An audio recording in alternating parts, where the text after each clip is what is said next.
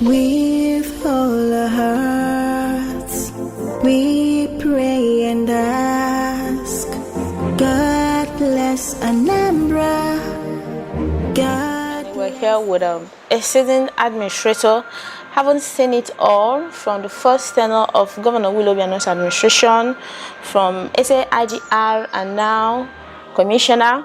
We're talking to no other person than Chief Uchenna Okafor. You guys, everybody know him as Wiper. Honorable Commissioner, good afternoon. Good afternoon. Yeah, Happy New Year to you, sir. Same to you all. Okay. We want to know, since you came on board to the Ministry of Commerce and Wealth Creation, one thing that you have consistently do is to establish relative peace in those markets. Now, having done this, having set the ground rolling, what are your targets for the Ministry of Commerce and Industry in the year 2020? I have to start by acknowledging the citing the blueprint of His Excellency Governor Willie Obiano, where he said that he wants Anambra State to be an investment destination and industrial hub for the entire country. And like we also know, trade and commerce is so symbolic to us coming from southeastern part of the country. We know why it's so symbolic to us because after the Civil War, an average Igbo man survived through trade and commerce. Because after the Civil War, we had nothing, we were disengaged from the civil service, we were disengaged from the security agencies. Yeah. We lost our properties to abandoned properties issue, and through trade and commerce, we were able to come out from poverty. I can tell you that trade and commerce brought millions of Igbos out of poverty. Yeah. Most of the technocrats we have in the southeast were trained through the proceeds of trade and commerce. Yeah. And also, study has shown that the biggest business incubator platform is the Igbo apprenticeship system. Yes. Whereby the rich man goes to take their servant from the poor family, and after 5 or 6 years they settle them. Yeah. So because it's symbolic to us, that's why we take whatever that has to do with trade and commerce so serious. To listen that when I came in as Commissioner for Trade and Commerce, His Excellency sent me to China to understudy the Chinese economy and see how we can replicate them here in Anambra State. Okay. So that was why, after coming back from China, I noticed something. One, we have to improve, empower the energy. Okay. Because most of the questions they were asking me, how many hours light do we have in a day? Okay. And also, there is need for us to develop our industrial hub. Okay. Because why I was trying to lure them to come down to invest in Anambra State, they were asking a lot of questions.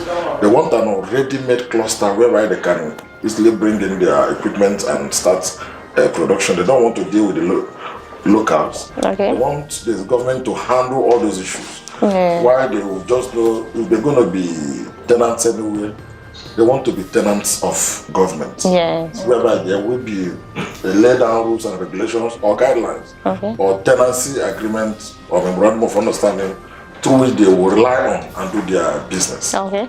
Again, what determines whatever a government can do is availability of resources. Yes. So we can't be talking of development without resources, because Anambra has a lot of potentials.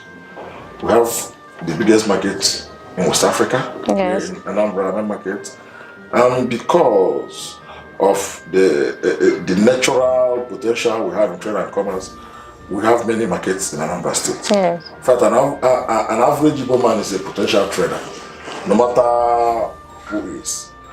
So we want a situation whereby we start raising revenue for government to be able to render services back to the society. Yeah. So this year, the governor gave me a very big target of 4 billion. Wow. Just for this year to raise from the market, and it's doable. Okay. So what we're trying to do is to be able to raise the money.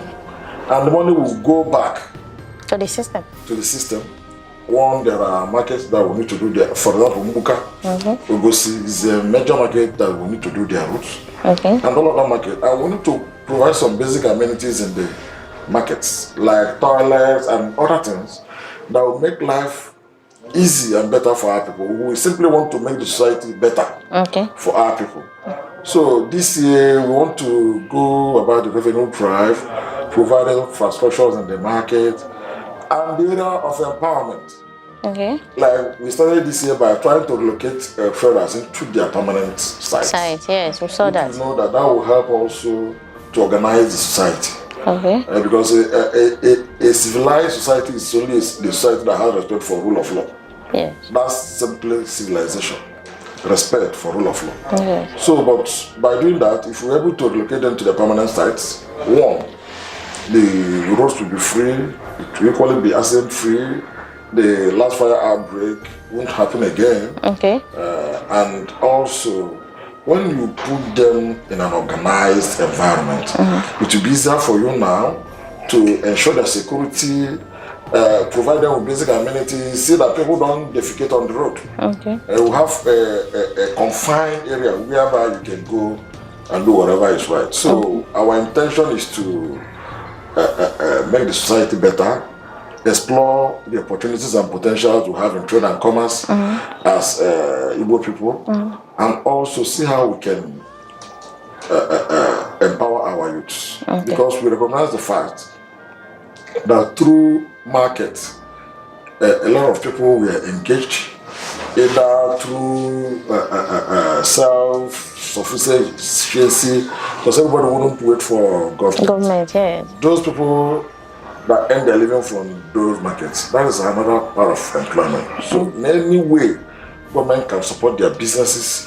We have other programs like ASBA, Anambra Small Business Agency, whereby we have soft loan for traders. Okay. And the Ministry of Trade and Commerce, we have these cooperatives. Societies, okay. We are advising traders to be able to come and register and also get all the incentives from the state. In terms of insurance, we're also educating them on the need for insurance. Because, like now, if those markets that were affected by fire were insured, it becomes the responsibility of insurance companies. But most times they come back to government to request for assistance. So we have a holistic approach to improve the social welfare of the Department of Trade and Commerce in Anambra State. Okay, so Honorable Commissioner, are we not expecting investments, just like you've gone to China? When we put in place, is there a direct investment we're expecting from China or other countries into Anambra State economy this year? Actually, we already have a structure that does that. Which is ANSEPA, Anambra State Investment Promotion and Protection Agency. They are the body that is saddled with the responsibility to do that. And a lot of investors are already here in Anambra State. But I believe we need some more. Some are here already in terms of agriculture, housing, and other production of goods and so on and so forth. But I don't believe that we've explored our potentials up to 10%. Because we have an advantage, and that advantage is when I got to China, I noticed that our people have traveled far and wide. And the opportunities we had is that they've intermarried with those Chinese, Asians, Turkish, and so on and so forth. Through that relationship, there is a level of trust that now exists between us and them. So they are willing to come down here. And I was so surprised that some of them there, because most of the customers that goes there to buy the goods are Igbos. Most, if you enter most shops, they speak Igbo. They can tell you, nah, Keije. So they speak our language. So most of them desires to come down here and do business, having known our people and having interacted with our people over there. So I think the state is already doing well in terms of foreign direct investment. Yes. But I think, like Oliver Twist, We need it more, yeah. Okay, I'm sure our viewers out there, they are more interested in how these objectives will affect them. Like you said now, these people that are coming to invest, there's already ongoing investment. So how can it affect the ordinary people in their number? The first one is that it will provide employment. Okay. One. Okay. But if they're coming here to invest, the investment will be propelled by individuals, and it will be from the locals. They are not coming. They are coming with their investment and their technology, but they are not coming with manpower. Okay. So the manpower will be sourced from here. That is one. Yes. Two, it will bring about development. Like in any community where they go, if it's a virgin area, a natural habitat, we have to put roads, bring electricity, water. In fact, wherever we are taking investment to, we are going to turn that place to a mega city. City, yeah. Another part where is that the properties around there we appreciate. So even the locals will now Benefit be from rich it. overnight. So it has a lot of Multiply advantages to our people. Oh, okay. Honorable Commissioner, one last word for you to Anambra as a concerns trade investment in the year 2020. One word. We are appealing to our people in diaspora to come back and bring down their investment to Anambra State. If we decide as a people to bring down our investment in Anambra State, we have the capacity to develop this state without looking for help from another place.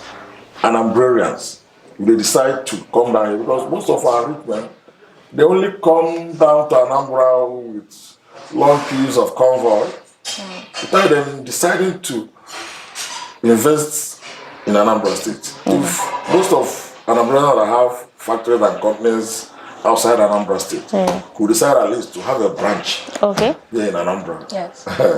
it will solve our unemployment problem and it will help to develop the state. So that's my appeal to them.